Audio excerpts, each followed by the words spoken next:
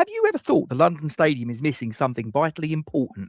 Because every time I walk in there, every time I see the concourse, the walls, the layout, I can't shake the feeling that something huge, something fundamental is just not there. And today, that feeling hits even harder because as I record this on the 5th of July 2026, it is exactly 126 years since West Ham United were born. Obviously, our origins were 5 years earlier as the Thames Ironworks, but when we became West Ham United, that was today, 126 years ago, as I record this. Now, that's an awful lot of history, identity, community, and culture that we have got in our backstory.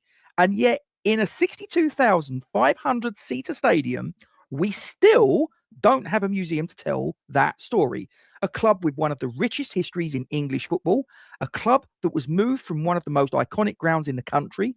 When we left the Boleyn Ground in 2016, the people in charge, Sullivan, Gold, Brady, didn't give us a heritage centre, a museum, or some sort of permanent exhibition.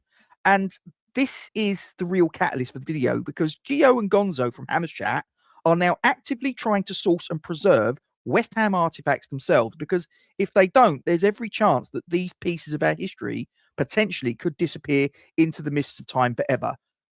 Fans are doing the job the club should have done decades ago. And that's why this conversation matters as far as I'm concerned. But before we go any further, do me a quick favor, hit the like button if you appreciate the content that we're kicking out on the Massive at the moment. Really would appreciate that. Takes just a couple of seconds and it spurs the old YouTube algorithms into life. If you would also put a comment in the section below for anything that you want to sort of get out there for me to get back to you on, that really would be appreciated. Share this on your social media platforms, and also in the top left hand corner, if I can just bring your attention to that QR code. If you're not subscribed to the channel, why ever not? It's completely free of charge. It's data safe. It just helps to grow the channel into something bigger and better. So get your mobile device out, give that a scan. You know it makes sense. Now let's get stuck into it. So to understand why a museum matters, we also need to understand where we came from. And the truth is, our origins are far richer than most people realize. The earliest accepted incarnation of West Ham United, as I said earlier, was founded in 1895 as Thames Ironworks FC. This was the works team of the Thames Ironworks and Shipbuilding Company, which was the largest and last surviving shipbuilder on the Thames. Now, that club was created by Dave Taylor, and he was a foreman and local league referee, and also Arnold Hills, who was the company owner. It was announced in the Thames Ironworks Gazette in June 1895. Now, Thames Ironworks wasn't just a workplace, it was a powerhouse of British industry based across Leamouth Wharf, Blackwall, Canning Town, right where the River Lee meets the Thames. They built ships, structures, and engineering marvels, including the legendary HMS Warrior. Their final ship was the dreadnought HMS Thunderer in 1912, and the football team reflected that industrial DNA. Their neighbours, the Castle Shipping Line Repair Yard, had their own works team, the Castle Swifts, and the two sides informally merged. The early Thames Ironworks team was strictly amateur, made of real workers. People like Thomas Freeman, who was the ship's fireman, Walter Parks, the clerk, Johnny Stewart, Walter Tranter, James Lindsay, who were boilermakers, William Chapman, George Sage, Fred Chamberlain, who were employees, and Charlie Dove, an apprentice riveter, who was later hugely influential in the club's future. Now, this wasn't a club built by businessmen. It was built by workers, by people, for the people. They won the West Ham Charity Cup in 1895. They won the London League in 1897. They turned professional in 1898, entered the Southern League Second Division, and were promoted at the first attempt. They even survived a relegation playoff against Fulham, winning 5-1 in April 1900. But disputes over financing and direction led to the Thames Ironworks FC being disbanded in June 1900. And almost immediately was reborn as West Ham United on the 5th of July 1900, with Sid King as the manager and Charlie Painter as his assistant. Now, because of those roots, those hammers, those riveters, those shipbuilders, we're still known as the Irons and the Hammers today. This is our story. This is our identity. This is our heritage. And the fact that none of this is told inside of our own stadium, I find quite staggering. And here's the part that makes the lack of a museum at London Stadium even more unbelievable. The Boleyn Ground had a museum. When the Dr. Martens stand was built in 2000, West Ham created a proper, purpose-built museum inside the stadium. It wasn't a pop-up. It wasn't temporary. It was a dedicated space filled with Thames Ironworks memorabilia, Boys of 86 items, old shirts, old boots, historic programs, trophies, fan-donated artifacts, photographs, displays documenting our entire history. It was a real museum, a permanent home for our heritage. Yet when we moved in 2016, GSB didn't see fit to bring it with us. They didn't recreate it. They didn't replace it. They didn't even acknowledge it. Liverpool have got one. Arsenal have got one. Man United are expanding theirs. Even Charlton Athletic, who are a club that are down the road from where I live, they've got a museum. West Ham, we left ours behind.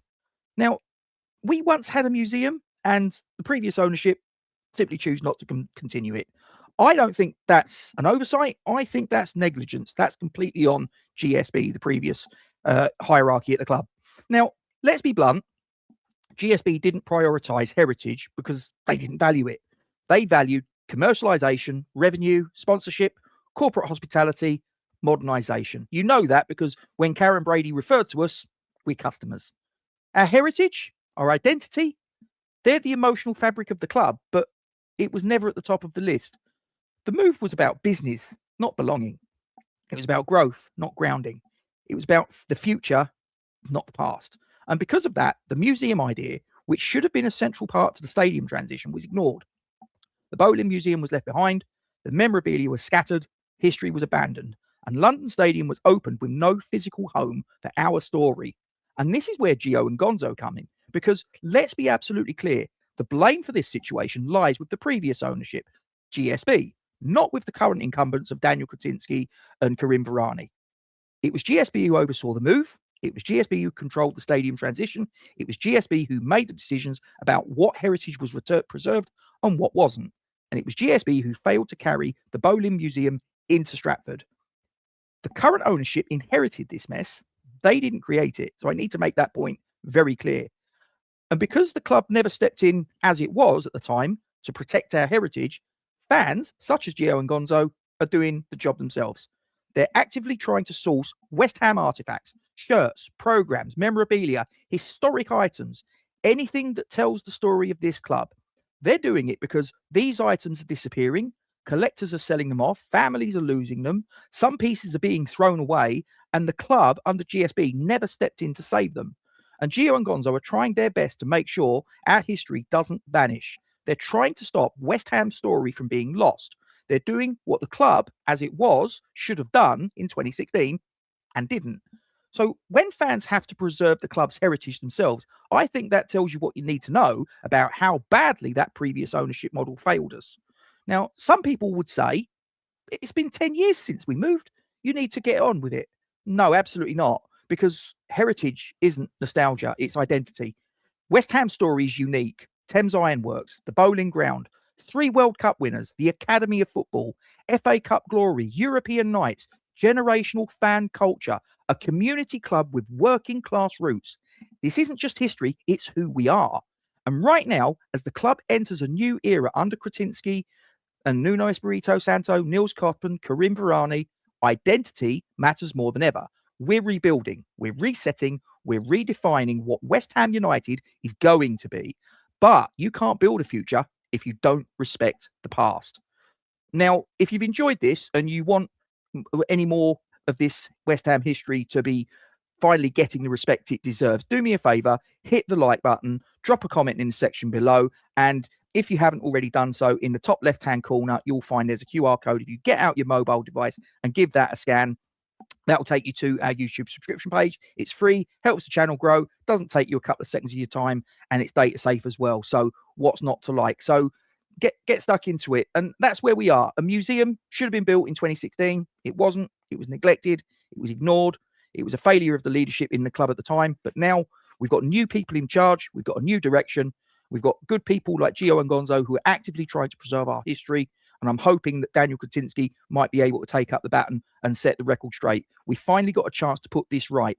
So let me know in the comments section below, should West Ham finally build a museum? What should be in it? And do you think that Kretinsky and Karim Varani will make it happen? Let me know your thoughts, and we'll see you next time. Come on, you Irons.